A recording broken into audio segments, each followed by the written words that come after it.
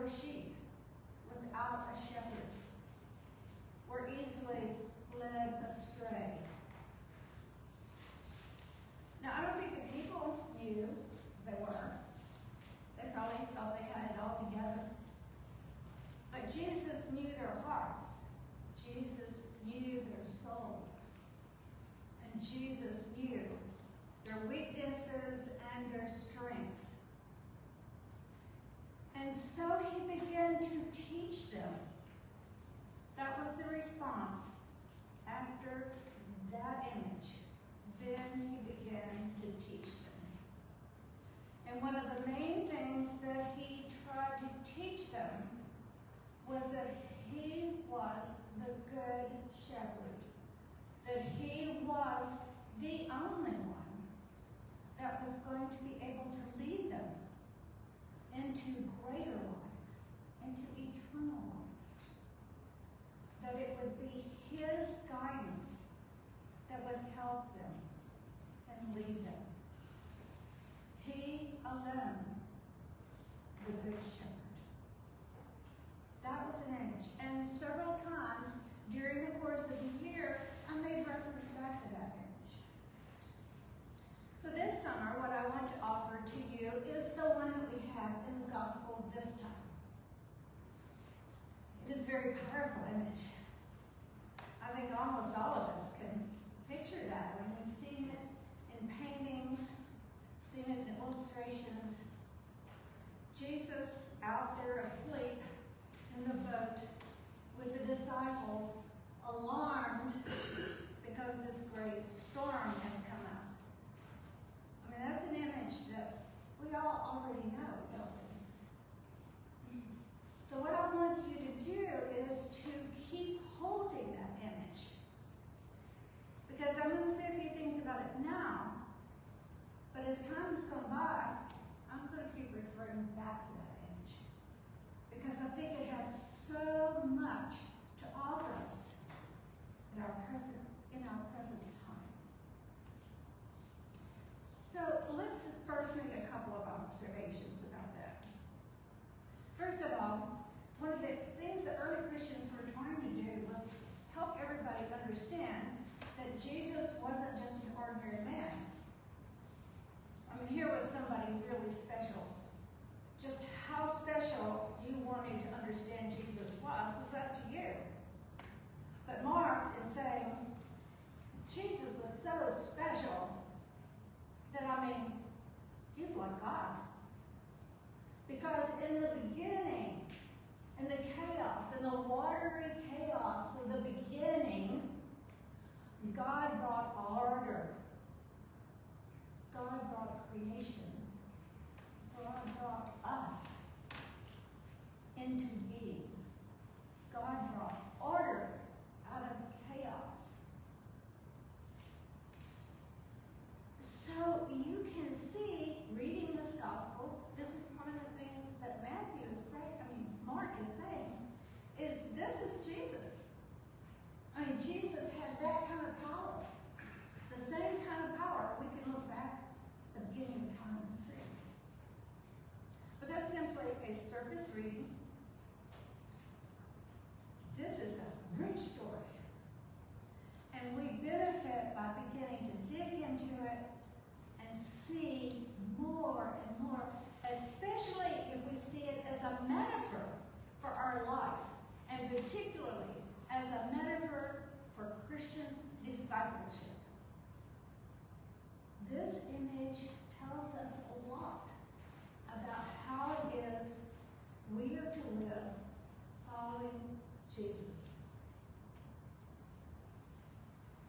You know, there's so many things that I know one thing I want to point out, but you know, I think it's kind of amazing. They took Jesus as he was. Did you notice that? They took him as he was, like they didn't give him a chance to get dressed up. They just kind of took him informally. Y'all are supposed to be laughing at this. I mean, they just took Jesus as he was. All right, then let me just go ahead. I would like to say they took Jesus as best they understood Jesus at that point in time. That is what that is saying. Not that he wasn't dressed properly or wasn't dressed for the ocean voyage or whatever, but that for them, it was as clearly and the best that they understood Jesus at that point in time. When they get into the boat, which apparently is Jesus' idea, Jesus had just taught them about the mustard seed. Remember? The mustard seed.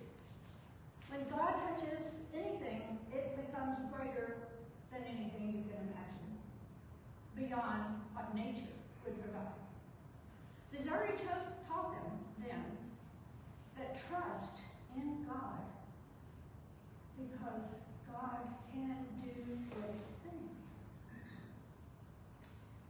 And when the Bible and the Gospels refer to getting into a boat, oftentimes they're referring to the church. The church is called a boat. That's the reason most of our churches look like the bottom of the boat. So maybe you can think they got into the church. And Jesus said, let's go to the other side. In other words, there's a project. We've got to go. There's a reason. Let us go forward. And we're not going to just sit around here and talk. We're going to do something. Let's go. Let's get in the boat and go. So now you see what happens. I mean, the ones who lived with him, they were fishermen. They knew how to read the weather, the sky. If it was a normal storm, they would have known. But we're talking about something else. We're talking about something terrifying. That you begin, you're going out, you're going to do something, but everything turns bad. Maybe frightening, maybe fearful, maybe dangerous. And there you are. What are you going to do? It is very clear that Jesus never promises that everything is going to go great. Instead, he recognizes that life is a challenge.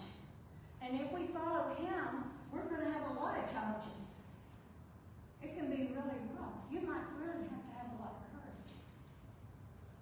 It could be like you're going to die. You're going to perish. Because whatever it is, I mean, all of you already, I mean, you haven't lived long that you don't get afraid somehow or another. Something has frightened you. So those things happen.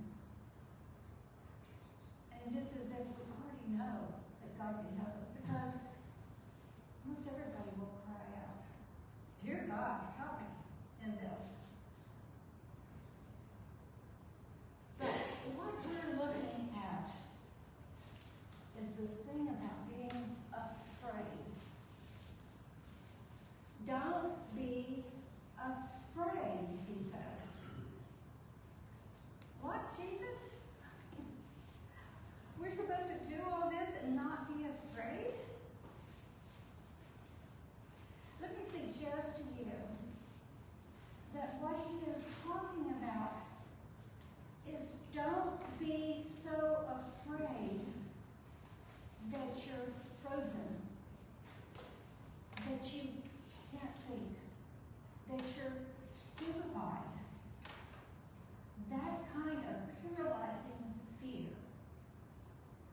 Because he has started instructing them, and they are already supposed to know that they can turn to him, that they can cry out to him, which they did, because they are beginning to learn that he will take them through that storm. And knowing that he is with them, they will come to have a sense of peace.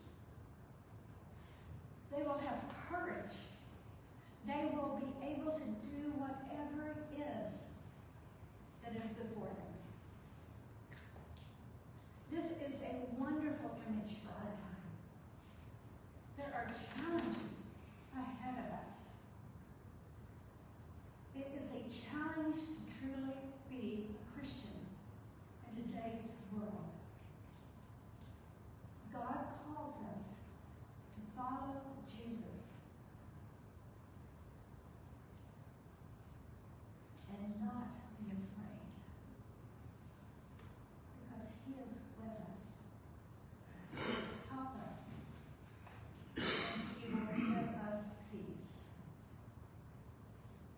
us have